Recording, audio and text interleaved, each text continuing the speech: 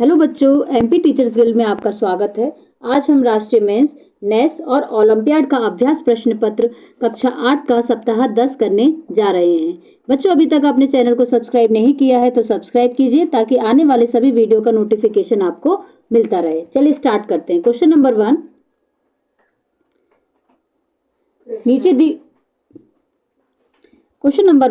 नीचे दी गई आकृति में पी क्यू आर एस, तो पी क्यू आर और एस ये क्या है? एक समांतर चतुर्भुज है बच्चों। ठीक है, तो ये समांतर चतुर्भुज है ये वाला। तो देखो यहाँ पे पहले तो एक चीज देख लो कि थोड़ा सा इसको बड़ा कर लेते हैं चित्र को। अगर ये समांतर चतुर्भुज है ये वाला, तो ये वाला जो कोण समांतर चतुर्भुज में क्या विशेषता होती है कि विपरीत कोण कितने होते हैं? बराबर होते हैं। ये हमको दिया गया है तो ये क्या है? समकोण है, तो ये 90 डिग्री हो गया। और देखो ये वाला जो कोण है इसके विपरीत कौन सा कोण रहेगा? ये इसके विपरीत रहेगा, तो ये कितना हो जाएगा? 30 डिग्री। और हम जानते हैं त्रिभुज के तीनों कोणों का योग कितना होता है? 180। तो 90 और 30 कितने हो गए? 120। तो ये वाला कोण कितना हो जाएगा? ये वाला कोण 60 डिग्री का। ठीक है, अब देखो क्यू एस आर टी, तो क्यू एस आर टी ये भी एक समांतर चतुर्भुज है। और समांतर चतुर्भुज में अगर ये वाली भुजा 60 की, तो इसके विपरीत कौन सी भुजा है? इसके विपरीत ये वाली भुजा। तो ये वाली जो भुजा है वो भी कितने डिग्री की हो जाएगी बच्चों? 60 डिग्री की। समझ में आया आप लोगों को? तो हमसे पूछा गया है क्यू टी आर कितना है, तो टी वाला एंगल पूछा गया है, तो टी कितना है? 60 डिग्री। समझ में आया? तो हमारा जो ऑप्शन बी है वो क्या हो जाएगा? करेक्ट आंसर हो जाएगा। ठीक है, समझ में आया कि यहाँ पर 30 है, ये वाला कोण 30 है, ये वाला कोण 30 है, तो ये वाला भी क्या हो जाएगा? 30, क्योंकि ये वाला जो है वो एक समांतर चतुर्भुज है। और ये हमको 90 दिया गया है, तो 30 और 90 कितने हो जाएंगे? ये 120। तो बचा वाला कोण कितना होगा? 60 डिग्री हो जाएगा। और ये वाला जो कोण ये वाला जो हमें बताया गया वो भी समांतर चतुर्भुज है। और समांतर चतुर्भुज में क्या होता है? विपरीत कोण कैसे होते हैं? समान होते हैं। अगर ये 60 डिग्री तो ये भी कितना हो जाएगा? 60 डिग्री। और हमसे पूछा गया है क्यू टी आर की माप, मतलब ये टी वाला एंगल हमको बताना है। तो हमारा जो बी ऑप्शन है वो क्या हो जाएगा? Correct answer. चलिए नेक्स्ट क्वेश्चन, दिए गए समचतुर्भुज एबीसीडी में भुजा की माप कितनी है? तो हमें भुजा की माप बताना है। तो देखिए बच्चों, यहाँ पर देखो हम इसका थोड़ा छोटा सा चित्र बना लेते हैं। ऐसा ऐसा, यहाँ पे 4 दिया गया है, यहाँ पे हमको 3 दिया गया है। ये वाला हमको निकालना है। ठीक है, भुजा की माप निकालनी है। यहाँ पे डी सी डी निकालना है। तो हम जानते हैं पाइथागोरस थ्योरम। ठीक है, पाइथागोरस प्रमेय क्या होती है कि आपका कर्ण का वर्ग बराबर आधार का वर्ग प्लस लंब का वर्ग। ठीक है, तो हमको जो ये क्या है? 90 डिग्री के जस्ट सामने वाली क्या होती है? कर्ण। तो हमें सी डी निकालना है। तो सी डी स्क्वायर बराबर कितना हो जाएगा? आधार क्या है? नीचे, तो 3 का स्क्वायर प्लस 4 का स्क्वायर। 3 का स्क्वायर कितना हो जाएगा? 9। 4 का वर्ग कितना हो जाएगा? 16। दोनों को मिला के सी डी स्क्वायर बराबर कितना हो जाएगा? 25। और 25 किसका वर्ग होता है? तो 25 होता है 5 का वर्ग। ठीक है, वर्ग से वर्ग कट गए, तो सी डी बराबर कितना आ गया हमारा? 5 सेंटीमीटर। ठीक है, तो 5 सेंटीमीटर देख लेते हैं कहाँ पर है। तो 5 सेंटीमीटर जो हमारा सी ऑप्शन क्या हो जाएगा? Correct answer. चलिए बच्चों नेक्स्ट क्वेश्चन, आयत एबीसीडी के विकर्ण एक दूसरे को बिंदु ओ पर काट रहे हैं।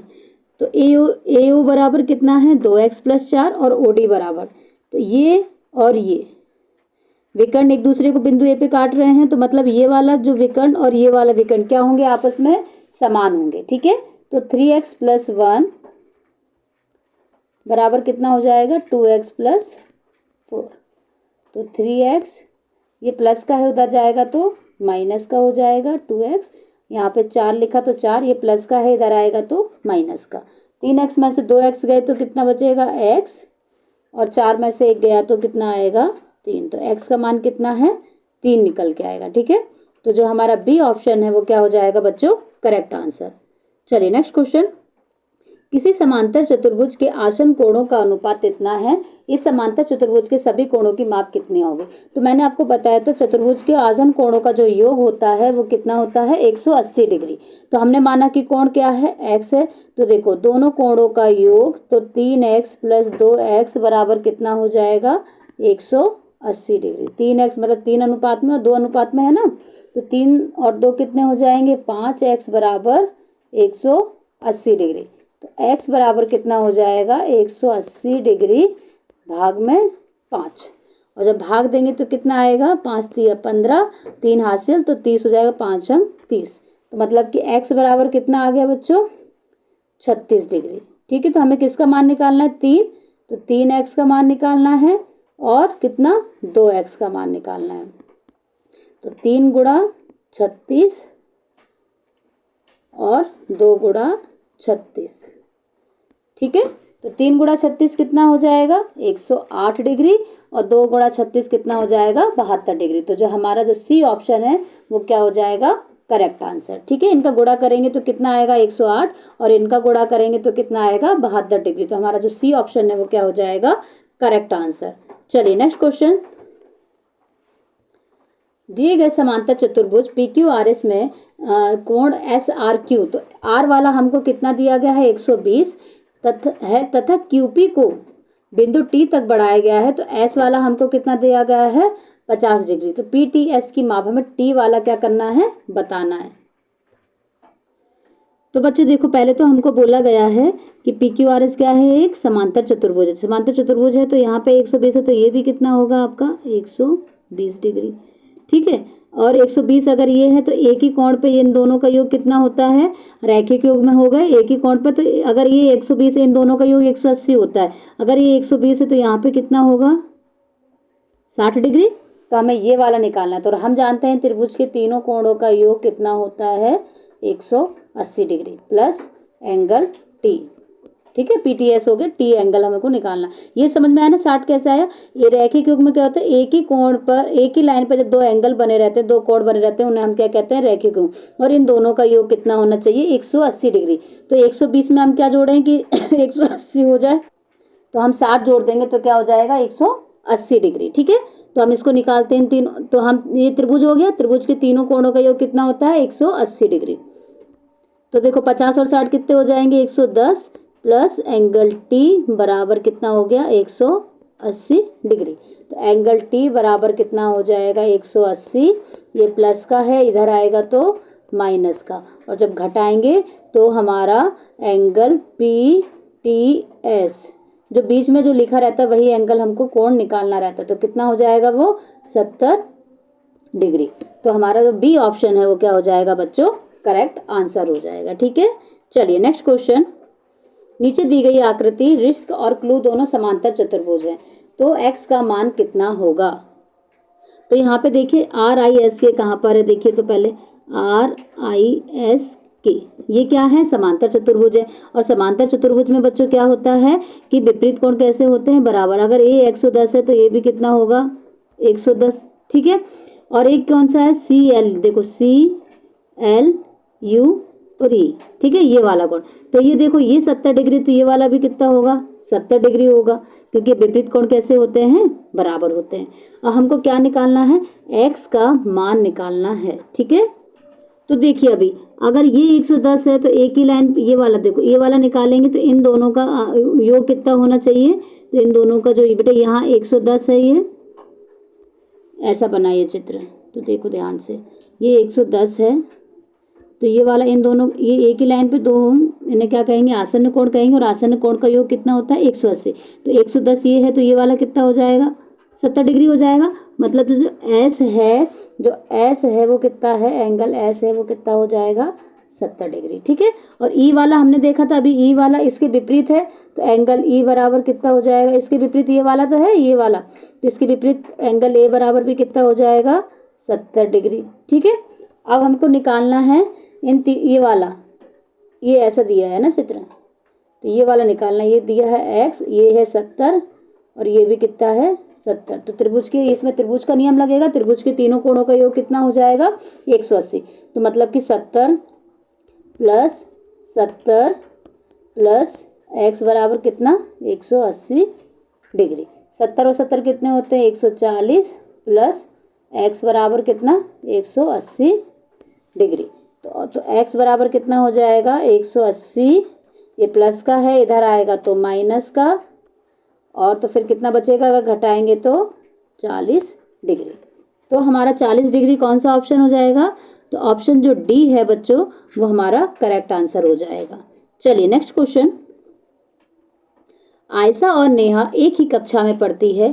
इनके 6 विषयों की परीक्षा के अंक निम्नानुसार दंड आलेख में दर्शाए गए हैं। तो हमको बताना है, देखो इस वाले जो लाइन है ऐसे वाले वो आयशा के प्राप्तांक है और ये वाले जो बने हुए हैं वो किसके प्राप्तांक हैं? नेहा के प्राप्तांक है। तो इन चारों कथन में से हमको सही वाला बताना है कि क्या सही है। तो देखते हैं क्वेश्चन ए ऑप्शन, हिंदी में आयशा और नेहा के प्राप्तांकों का अंतर सर्वाधिक है। तो हिंदी में कहाँ, हिंदी का पेपर में ये दोनों देखो, इनमें अंतर कितना आ रहा है? दोनों में 5 नंबर का। इनमें अंतर कितना आ रहा है? तो 10 नंबर का। इनमें तो अंतर कितना आ रहा है? 0 नंबर का। इनमें देखो दोनों नंबर 75 और 70 में कितने का अंतर है? 5 का। 80 और 65 में कितने का है? 15 नंबर का। तो सर्वाधिक अंतर, और 55 और 80 यहाँ तो सबसे ज़्यादा है, यहाँ तो 25 नंबर का है। ठीक है, संस्कृत में 25 नंबर का अंतर है। तो क्या हिंदी में सबसे ज़्यादा है? ये तो गलत ऑप्शन हो जाएगा। सामाजिक विज्ञान में आयशा और नेहा के प्राप्तांकों का अंतर 25 है। सामाजिक विज्ञान कौन सा? ये वाला। यहाँ पे कितना था? यहाँ पे तो 15 था, दिख रहा है ना हमको ये वाला 15। तो ये वाला भी गलत है। सी ऑप्शन देखते हैं, विज्ञान में आयशा और नेहा के प्राप्तांकों का अंतर हिंदी के प्राप्तांकों के अंतर के बराबर है। तो विज्ञान में देखो, विज्ञान में बच्चों कितना था? 5 का है, और हिंदी में भी कितने का है? 5 का। तो ये वाला जो कथन है हमारा सी ऑप्शन क्या हो जाएगा? करेक्ट आंसर हो जाएगा। चलिए नेक्स्ट क्वेश्चन। नीचे दिया गया दंड आलेख किसी स्थान के एक दिन के विभिन्न समयों पर रिकॉर्ड किए गए तापमानों को दर्शाता है। तो हमें इसमें से कथन जो सही है उसके बारे में बताना है। सर्वाधिक तापमान 8 AM पर रिकॉर्ड, तो 8 बजे कितना तापमान है? 60 डिग्री। लेकिन सबसे ज़्यादा तापमान कहाँ पर है? 9 डिग्री। और सबसे कम कितना है? 4 डिग्री। कितने बजे है? 5 बजे सुबह, और ये 10 बजे सुबह। ठीक है, 8 AM और 9 AM पर तापमान बराबर है। तो 8 बजे कितना है? 7, और 9 बजे भी कितना है टेम्परेचर? 9 बजे भी 7 है। तो ये वाला जो कथन है वो हमारा क्या हो जाएगा? Correct answer. ठीक है, 8 बजे और 9 बजे तापमान कैसा है? 7 और 7 डिग्री, तो समान है। चलिए नेक्स्ट क्वेश्चन। नीचे दिया गया दंड आलेख विभिन्न वर्षों में किसी शाला के नव प्रवेशी बच्चों की संख्या को प्रदर्शित करता है। किस वर्ष में नव प्रवेशी बच्चों की संख्या सर्वाधिक है? तो किसमें सबसे अधिक दिख रही है हमको? किसमें? 70 सबसे ज्यादा ना, 50, 70, 45 और 60। तो सबसे ज्यादा किसमें है? 2006 और 7 में। तो हमारा जो बी ऑप्शन है वो बच्चों क्या हो जाएगा? Correct answer. चलिए नेक्स्ट क्वेश्चन। नीचे दिए गए पाई चार्टों में बच्चों के एक समूह द्वारा पसंद किए जाने वाले खेलों को दर्शाया गया है। तो देखो, तो सबसे ज्यादा कौन सा वाला खेल प्रदर्शित किया जा रहा है? सबसे ज्यादा पार्ट कितना है? फुटबॉल का है, ये वाला सबसे ज्यादा भाग है। तो सब सर्वाधिक किसका है? फुटबॉल का। तो हमें बोला गया उपरोक्त पाई चार्ट हेतु कौन सा कथन सत्य है? बच्चों को क्रिकेट की तुलना में खो खो अधिक पसंद है। देखो क्रिकेट कितना है? ज्यादा है ना क्रिकेट का, खो खो का तो कम है। तो ये तो गलत हो जाएगा। फुटबॉल की तुलना में बच्चे कबड्डी अधिक पसंद करते हैं। फुटबॉल तो सर्वाधिक है, कबड्डी तो कम है ना उससे, तो ये भी गलत है। सर्वाधिक बच्चों को कबड्डी पसंद है, तो सबसे ज्यादा तो फुटबॉल पसंद है ना, तो ये भी गलत है। समूह के आधे बच्चों को फुटबॉल पसंद है, तो आधा गोला दिख रहा है ना फुटबॉल वालों का। तो डी ऑप्शन हमारा बच्चों क्या हो जाएगा? Correct answer. बच्चों अगर आपको वीडियो पसंद आया हो तो इसे लाइक कीजिए, अपने फ्रेंड्स के साथ शेयर कीजिए, और अगर अभी तक आपने चैनल को सब्सक्राइब नहीं किया है तो सब्सक्राइब कीजिए ताकि आने वाले सभी वीडियो का नोटिफिकेशन आपको मिलता रहे। बाय बाय बच्चों।